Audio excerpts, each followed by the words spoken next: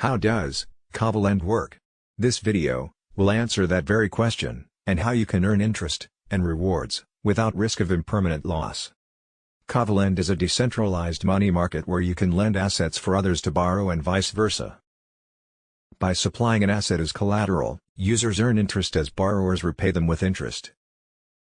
Unlike a typical decentralized exchange, users need to supply only one asset, instead of a pair. You will learn how lending assets, to earn interest and rewards, works in Kava Lend, and how to borrow assets, and manage a position.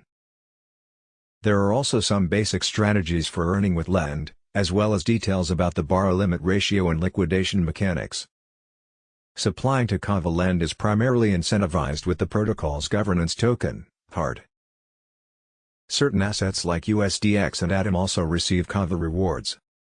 Simply supplying assets to Lend is one of the easiest and safest ways to earn with crypto, as you're not at risk of impermanent loss, and there's no need to provide an asset pair, compared to DEXs like Pancake Swap, Osmosis, and Kava Swap. To borrow on Kava Lend, users must first supply assets as collateral. Collateral on Lend is managed as a single lump sum position, so supplying multiple collateral assets can help stabilize your leverage should you choose to borrow against your supplied collateral. Once the collateral is supplied, users can borrow any supported asset up to their borrow limit. Borrowers pay interest on their loans, which accumulates directly on the borrowed amount for each block. As borrowers repay their loans, interest fees are also repaid to reclaim their collateral. As with collateral, debt is also regarded as a single borrowing amount. While borrowing assets against your collateral on Lend, be sure to monitor the borrow limit ratio.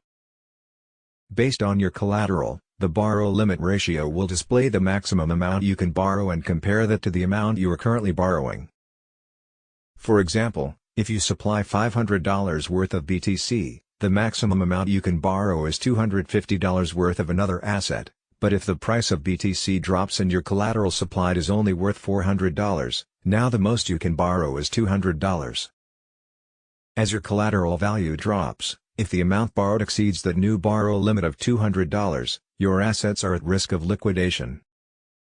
On the other side of this borrow limit ratio is the value borrowed.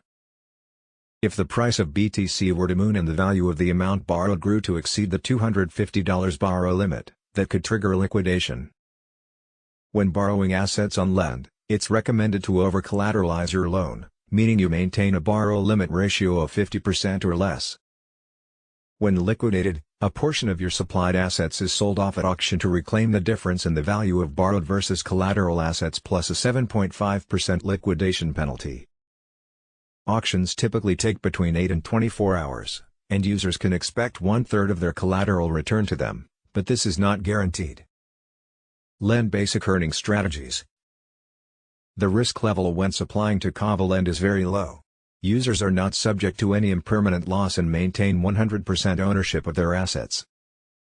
By supplying, users earn more of the asset they supply based on interest fees paid by borrowers and earn hard token rewards.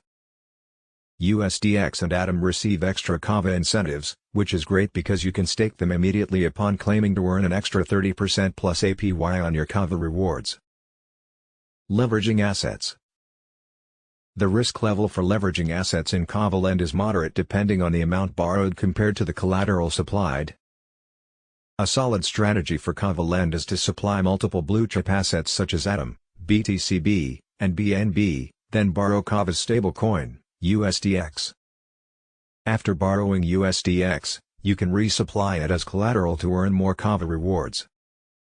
The risk with resupplying is unwinding the position requires removing collateral before repaying your loan, which can be dangerous if the borrow limit ratio is already nearing 100%. Alternatively, you can swap half the borrowed USDX for BUSD on Kava Swap and then supply the pair to a liquidity pool. Since both assets in the pair are relatively stable, there's minimal risk of impermanent loss.